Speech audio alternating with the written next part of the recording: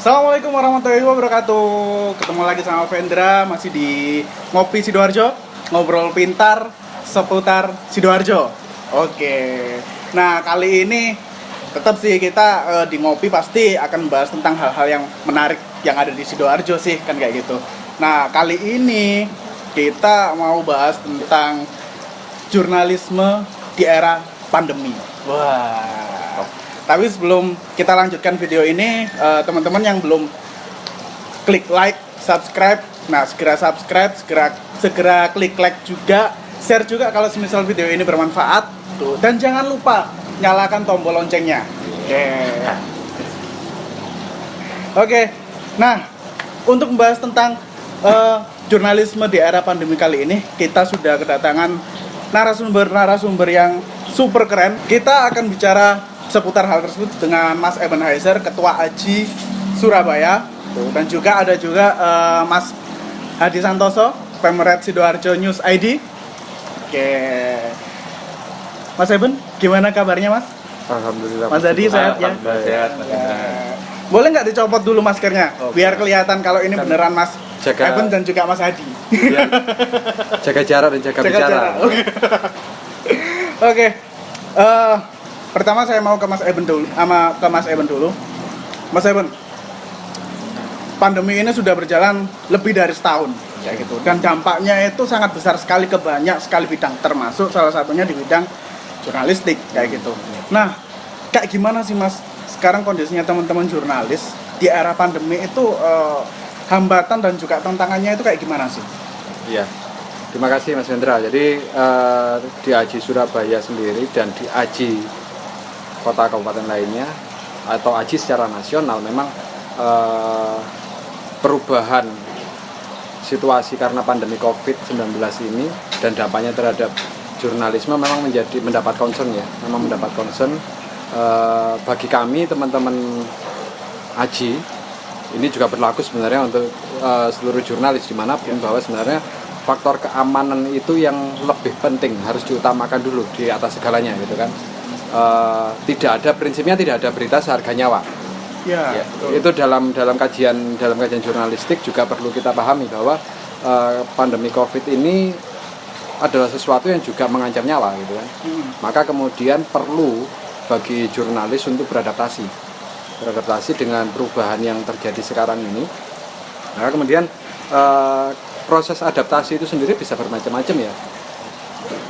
Kalau dulu misalnya ketika mewawancarai narasumber, wartawan dia harus datang kemudian doorstop gitu kan, atau minta waktu wawancara gitu kan, tanpa mengenakan masker. Tapi sekarang itu sebisa mungkin harus dihindari,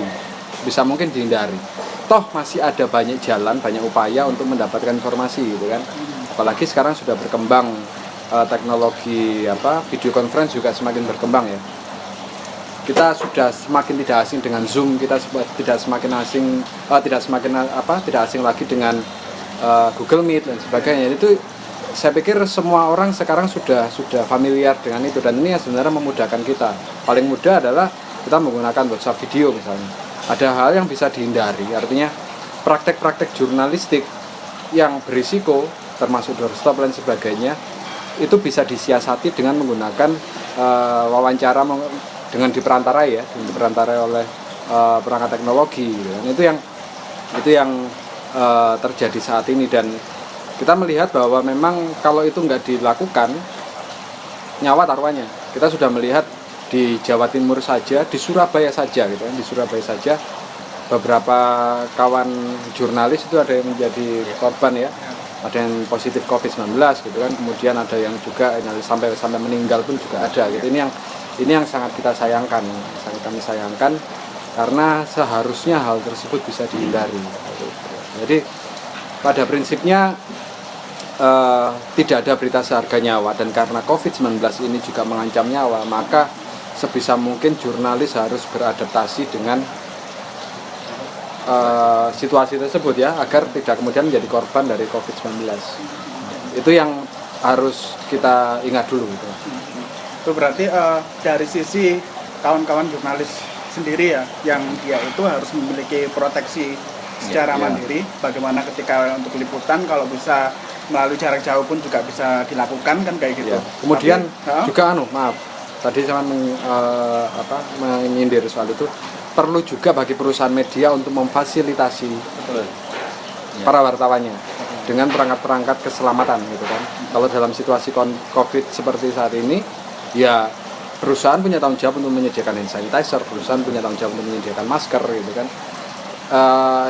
Itu secara rutin harus disediakan gitu kan. Dan kalaupun ada wartawannya terpapar COVID karena praktek jurnalistik, perusahaan juga harus siap menyediakan dukungan gitu kan. Misalkan kalau dia harus isolasi mandiri, perusahaan idealnya dia menyediakan dukungan apa yang dia butuhkan gitu kan.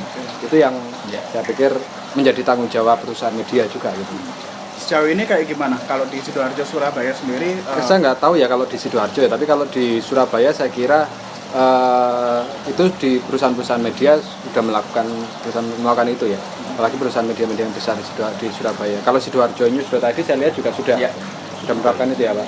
Meskipun bisa dibilang kalau di dunia media Sidoarjo News IT ini masih bayi lah, tapi ketika awal pandemi muncul memang kami di redaksi, saya selaku banker itu ya rutin untuk mengingatkan teman-teman yang bertugas di lapangan agar tetap aware, mawas diri gitu kan. Termasuk kami juga menyediakan masker dan sanitizer, dan yang terpenting kami rutin mengingatkan teman-teman yang bertugas di lapangan gitu bahwa mereka tetap harus pakai masker, jaga jarak dan sebagainya. Dan terutama ketika ada liputan-liputan yang itu bisa disiasati dengan melakukan wawancara telekonferensi atau daring, usahakan dilakukan itu. Jadi nggak perlu harus dipaksakan datang gitu. Dan karena memang seperti Mas Evan bilang tadi, di era pandemi ini ya tidak ada berita seharga nyawa, dan itu mereka juga harus pandai-pandai melakukan adaptasi untuk bagaimana tetap mendapatkan berita tanpa membahayakan keselamatan mereka. Oh ya, Mas Adi, pandemi ini juga ngefek nggak sih di kualitas dan juga kuantitas pemberitaan dari teman-teman jurnalis sendiri di Sidoarjo News ID sendiri deh, kayak gimana? Oke. Kalau untuk berpengaruh ya sebenarnya tidak terlalu ya, karena memang teman-teman ketika liputan di lapangan tetap gitu. Artinya mereka pandemi tidak membuat mereka katakanlah takut untuk liputan atau sebagainya. Mereka tetapi tentu dengan menerapkan prokes yang sudah memang disarankan. Dan tentunya yang saya bilang tadi memang ada banyak jalan sebenarnya untuk melakukan liputan gitu kan. Tidak harus bertemu langsung, seperti Mas Evan bilang tadi, tidak harus kemudian datang wawancara doorstop dan sebagainya. Kami juga di redaksi sering di grup percakapan untuk sering diskusi, sering ngobrol, utamanya ngasih wawasan prioritas liputan seperti apa sih yang mereka harus datang, dan mereka juga bisa hanya wawancara lewat digital dan sebagainya itu. Tapi kalau bicara dampak ya sebenarnya kalau bicara konten ya ini kemarin juga bisa dibilang juga akhirnya dapat banyak konten dari itu gitu loh. Karena masyarakat juga butuh wawasan, butuh informasi terkait perkembangan COVID di Sidoarjo itu. Dan menurut saya Sidoarjo News ID kemarin ketika momen-momen itu berhasil untuk mendapatkan atensi perhatian masyarakat, karena memang kita setiap hari memproduksi konten-konten yang update tentang perkembangan COVID di Sidoarjo gitu kan. Terbukti selama COVID tahun kemarin tuh berita-berita kita banyak sekali pembacanya gitu, dan itu bukti bahwa masyarakat Sidoarjo juga haus informasi tentang itu gitu. Mereka sadar bahwa mereka butuh informasi yang memang penting buat mereka gitu, dan alhamdulillah kita selaku media Sidoarjo mampu mewadahi harapan aspirasi masyarakat. Oke, Mas Evan, aku balik ke Mas Evan. Kita bicara tentang transformasi media nih. Di pandemi kayak gini, faktanya ada beberapa perusahaan media yang dia itu mengalami kerugian, bahkan sampai dalam tanda kutip merumahkan banyak sekali jurnalisnya kan, seperti itu. Nah, artinya pandemi ini juga ngefek ke bahkan perusahaan besar pun juga tidak luput dari efek pandemi seperti ini. Nah, banyak juga yang akhirnya media-media yang awalnya menggunakan media cetak itu berpindah ke media digital seperti itu. Nah, apakah perpindahan media ke media digital ini itu semata-mata karena pandemi, atau memang ini sudah masanya nih media digital itu naik daun kayak gitu? Ya, jadi kalau kita melihat transformasi media dari media cetak ke media digital itu sebenarnya bukan karena pandemi ya. Bahkan sebelum pandemi itu sudah terjadi, karena melihat ekosistemnya sudah berubah. Dalam artian pembaca yang dulu setia pada koran, mereka semakin punya banyak pilihan informasi gitu kan. Dari HP saja mereka sudah bisa mendapatkan berita. Maka kemudian tidak mengherankan kalau orang-orang ini beralih gitu kan. Apalagi perangkat ini sudah setiap saat ada di genggaman mereka. Mereka butuh informasi kapan saja tinggal mencari gitu kan. Jadi ekosistemnya memang sudah berubah, marketnya sudah berubah, dan itu memang harus ditangkap oleh perusahaan media untuk transformasi ke digital. Tapi untuk melakukan itu nggak gampang, itu nggak gampang bagi perusahaan yang memang dia basicnya adalah media cetak. Untuk masuk ke sana tentu ada banyak perubahan yang harus dilakukan gitu kan. Contoh, kita bicara soal praktek jurnalistiknya atau cara kerjanya misalnya. Kalau dalam praktek jurnalistik media cetak misalnya, mungkin Pak Adi yang pernah di media cetak, kita sama-sama pernah di media cetak yang sama gitu kan. Ada ritmenya setiap hari sama gitu kan. Nulis berita sampai jam sekian, kemudian diedit sampai jam sekian, naik cetak jam sekian gitu kan. Sesuatu yang rutin gitu kan, sesuatu yang rutin, dan kami nggak terikat sama sekali, nggak bertanggung jawab sama sekali terhadap kondisi penjualannya, market korannya seperti apa, kita itu urusan lain, itu urusan bisnis kan. Tapi di media online sekarang prakteknya berubah gitu kan. Karena faktor kecepatan, maka sesuatu yang tadi dikerjakan dalam kurun 5 jam misalnya, dalam waktu 5 jam, sekarang hanya dikemas dalam waktu 1 menit misalnya. Berita naik, dicari wartawan, ditulis, kemudian langsung dipublikasikan begitu saja, naik masuk ke editor, dipublikasikan gitu kan. Bahkan nggak butuh waktu setengah jam untuk bisa melakukannya, apalagi kalau berita strict gitu kan. Jadi cara kerja yang seperti ini nggak gampang bagi beberapa yang memang sudah sangat terbiasa dengan cara kerja media cetak. Untuk masuk ke sini itu membutuhkan penyesuaian gitu kan. Membutuhkan penyesuaian, apalagi kita belum lagi bicara soal konvergensi gitu. Konvergensi di mana orang-orang harus berita tersebut harus bisa masuk dalam media cetak, kemudian juga bisa dinikmati dalam platform digital. Kemudian sekarang apalagi sudah ada podcast gitu kan, bagaimana kemudian memanfaatkan media sosial ini dikerjakan dalam waktu yang bersamaan. Ini tantangannya semakin sulit. Kalau kita baru bisa bicara tentang konvergensi alat ya, kita belum bicara lagi tentang konvergensi cara bekerja.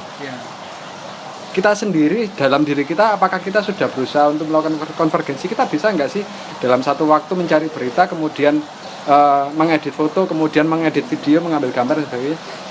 Ini kemampuan ini harus dimiliki setiap jurnalis saat ini. Marketnya seperti itu. Marketnya seperti itu sehingga tuntutan bagi jurnalis lebih banyak. Mereka harus multitasking, nggak hanya piawai menulis, tapi yang dicari sekarang oleh perusahaan media adalah jurnalis yang juga bisa mengambil gambar, jurnalis yang bisa tampil di depan kamera, skill ya, iya kan? Betul. Jurnalis yang bisa membuat judul yang ramah Google, meskipun ya sebenarnya soal SEO atau Search Engine Optimization ini tentu menjadi perdebatan ya, karena ini pure 100% mesin gitu loh, 100% mesin. Jadi kalau kemudian memang di masa pandemi ini banyak perusahaan media cetak yang beralih ke platform digital, saya pikir itu bukan semata-mata karena pandemi, tapi karena memang marketnya seperti itu. Apalagi memang di pandemi ini menjadi tambahan beban ya, karena belanja iklan juga semakin kecil. Contoh lah misalnya, saya nggak tahu apakah di Pemkab Sidoarjo kemudian belanja iklan dari Pemkab itu dipotong untuk refocusing ya, untuk refocusing anggaran, kita nggak tahu, saya nggak tahu, tapi bisa jadi itu terjadi memang gitu kan. Perusahaan-perusahaan swasta yang mereka semula beriklan di media cetak, sekarang mereka beralih ke beriklan lewat influencer. Oh ya, gitu kan, endorser gitu kan. Jadi memang pandemi ini memberikan tambahan beban beban untuk perusahaan media, dan maka tidak heran kalau kemudian banyak media juga yang kalau tadi sampean bilang sejumlah media gulung tikar. Saya pikir itu sesuatu yang keniscayaan ya, meskipun kita menganggap bahwa hak-hak jurnalis, kesejahteraan jurnalis itu perlu terus didorong dalam situasi pandemi sekalipun. Kalau ke Mas Adi kan juga pernah di media cetak juga. cukup lama juga di sana kan seperti itu. Sekarang memimpin redaksi di Sidoarjo News ID, media digital di Sidoarjo kan seperti itu. Nah, ritme yang berbeda ini juga mempengaruhi di ini nggak sih Mas? Apa namanya, kualitas penulisan teman-teman jurnalis. Kalau media cetak terbit susah banget untuk menghapus atau mengedit. Tapi kalau di media digital opsi untuk mengedit dan juga menghapus kalau semisal ada kesalahan penulisan, kesalahan penyebutan itu mudah banget. Betul. Nah ini juga berpengaruh nggak sih ke ketelitian teman-teman ketika membuat sebuah berita gitu? Ya. Memang perubahannya memang jadi tantangannya, tetapi memang seperti Mas Eben bilang sebuah keniscayaan gitu loh. Kalau bahasa saya, peribahasa dulu kan orang menyebut biar pelan asal selamat itu. Kalau ini sebaliknya, kalau nggak pelan nggak selamat itu kan. Artinya sudah banyak kita ketahui media-media cetak yang bahkan namanya top terpopuler sekarang sudah tinggal kenangan kan gitu kan. Bahkan beberapa media yang dulu hanya main dicetak sekarang pun berubah jadi media online gitu kan. Memang ada perubahan memang pastinya. Ketika dulu saya misalkan dicetak ya wis santai wae, liputan sore tinggal nulis, mungkin ngedit, deadline-nya paling entah jam 7 atau jam 8 malam. Tetapi kalau berita media online sekarang, teman-teman harus berpacu dengan itu, tidak ada batasan itu. Misalkan kejadian pagi ada kecelakaan, ada kebakaran, ya udah langsung harus dinaikkan jam itu juga gitu kan. Karena memang itu yang membuat perbedaan. Ambil contoh gini. Misalkan dulu kalau orang sepak bola gitu ya, nonton Liga Champions dini hari, palingan hasilnya baru keluar besok gitu kan. Atau kalau enggak koran sore, itu yang ditunggu paling koran sore itu sore. Tapi sekarang kan enggak, kita subuh-subuh di kamar udah tahu itu gitu, udah tahu hasilnya gitu kan. Nah itu yang harus disadari oleh wartawan online memang. Kalau Mas Fender nanya apakah memang berpengaruh pada kualitas dan kuantitas, bisa jadi mungkin iya gitu. Tetapi kita juga harus tahu porsinya gitu. Teman-teman saya wanti-wanti mana yang berita memang itu membutuhkan cepat banget, mana yang santai gitu kan. Artinya kalau memang berita yang itu harus naik hari itu juga, jam itu juga, detik itu juga, tentu tidak perlu harus membutuhkan data yang lengkap, sangat lengkap nggak perlu gitu, karena orang hanya butuh cantolan awal saja gitu kan. Tetapi kita mengenal ada running gitu kan. Setelah awal berita hanya pengumuman katakanlah woro-woro, bisa di running dan itu bisa jadi tambahan informasi gitu.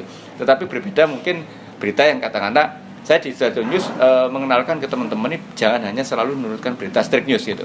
Saya tekankan untuk juga nulis semi features, juga nulis sosok dan profil, karena memang pertama kita memunculkan media ini, kita pengen mengulas Sidoarjo dari secara utuh gitu, dari pendopo sampai balai desa, dari orang-orang top sampai orang yang mungkin orang pinggiran lah katakanlah seperti itu gitu. Tetapi mereka semua dalam tanda kutip berhak untuk masuk berita gitu. Makanya saya bilang ke teman-teman, ada porsi berita yang itu memang harus naik cepat, ada berita yang juga bisa diulas dengan secara mendalam bisa gitu.